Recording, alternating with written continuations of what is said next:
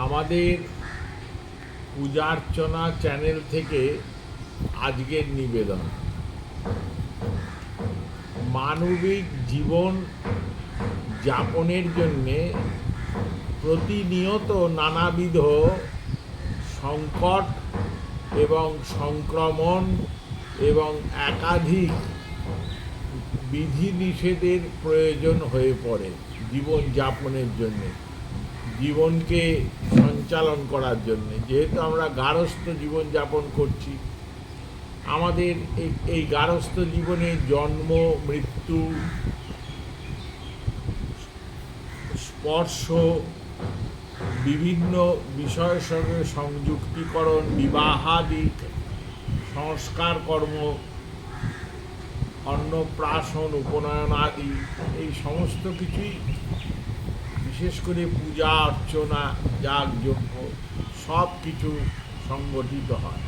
এগুলো আপনি যে করবেন, সে করার যে বিধিটা, যে নিয়মটা, সেটা আপনি কিভাবে অনুসরণ করবে, কাকে অনুসরণ করবে। দেখুন, ব্যক্তি কি বই লিখেছে, ব্যক্তি তিন ধরনের গ্রন্থ আছে।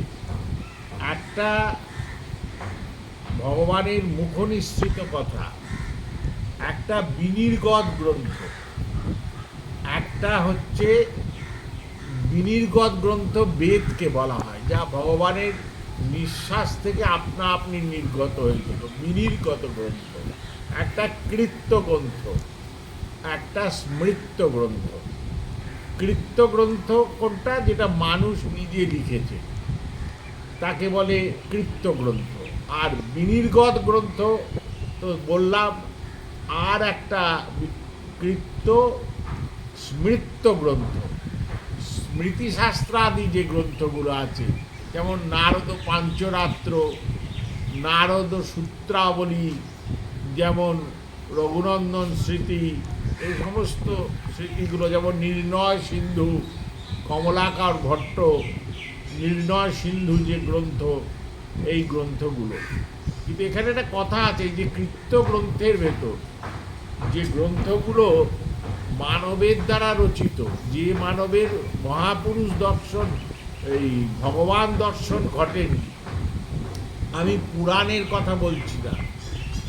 যেমন মনে করুন, এই রঘুনন্দন বা বাজসেনীয়, বাজপেয়ী, এই যে স্মৃতি গ্রন্থগুলো আছে, এই স্মৃতির থেকেও আরও অথেন্টিক যে প্রমাণ, যেটাকে গ্রহণ করতে হবে ভগবান, সেটা অর্জুনকে বলেছেন, যহ শাস্ত্র বিধিমুৎসৃজ্য বর্ততে কামকারত ন সিদ্ধিমবাপ্নতি ন সুখং ন পরাঙ্গতি। আবার শুনুন, য শাস্ত্র বিধিমুৎসৃজ্য বর্ততে কামকারত ন সিদ্ধিমবাপ্নতি ন সুখং ন পরাঙ্গতি। তস্মাৎ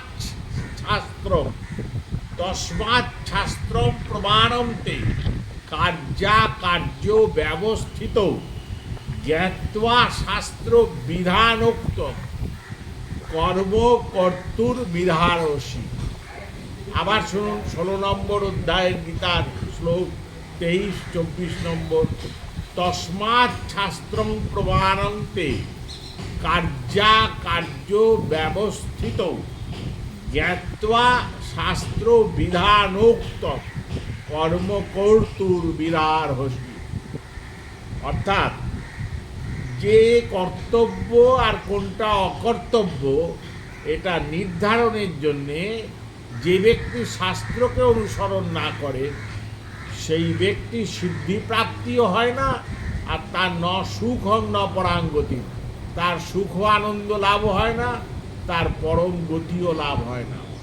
তাই জন্যে ভগবানের একান্ত নির্দেশ, তস্মাৎ শাস্ত্রম প্রমাণন্তে কার্য ব্যবস্থিত। তাই কোনটা করা উচিত, কোনটা করা উচিত নয়, এইটার ব্যাপারে সবসময় শাস্ত্রকে অনুসরণ করবে, শাস্ত্র বাক্যকে অনুসরণ করবে। জ্ঞাত্বা শাস্ত্র বিধান উক্তম, কর্মকর্তুর বিধারসি। শাস্ত্র বিধানোক্ত, শাস্ত্র বিধান অনুসারে যে বিধি লেখা আছে তাকে অনুসরণ করে তোমার কর্তব্য, তোমার ক্রিয়া, তোমার অকরণীয়, করণীয়, এগুলো সমস্ত তুমি সম্পন্ন করবে। যদি না করো তাহলে তুমি সম্পূর্ণ পাপগ্রস্ত হয়ে যাবে। আমরা এর পরের, এক্ষুনি পরের ভিডিওতে আরও বিস্তৃত আলোচনায় যাচ্ছি। এখানে একটুখানি আপনাদের শুধু জ্ঞাতার্থে একটা সূচনা দিয়ে রাখি। এই যে ব্যক্তির দ্বারা রচিত স্মৃতিগ্রন্থগুলো, যেখানে ব্যক্তি বিভিন্ন মহাপুরুষ যেমন সংহিতাকারগণ, মনু, অত্রি, অঙ্গিরা, বশিষ্ঠ, এই যে এরা আছে, মন্বন্ত্রী, বিষ্ণুহারিত, যাজ্ঞবল্ক্য, সনঙ্গিরা, এগুলোকে তারা অনুসরণ করেছেন। তারা পুরাণ বাক্যকেও অনুসরণ করেছে, করে তাদের স্মৃতিশাস্ত্র গ্রহণ রচনা করেছেন তারা, যেমন যথা রঘুনন্দন। ইনি আমাদের সব থেকে নিকটে, এবং আমরা এনার বিধি, এনার বিভিন্ন সিদ্ধান্তকে পালন করি।